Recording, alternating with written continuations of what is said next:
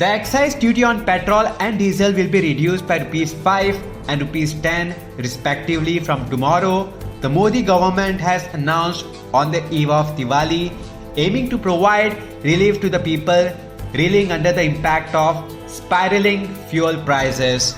Goa CM Dr. Pramod Sawant's government in addition reduced an additional rupees 7 on petrol and rupees 7 on diesel. CM Dr. Pramod Sawant took to social media and said the following: The Modi government has given a great Diwali gift to all Indians by announcing reduction in excise duty on petrol and diesel. I thank the Honorable PM Narendra Modi ji as this decision shall give great relief to common man and help control inflation.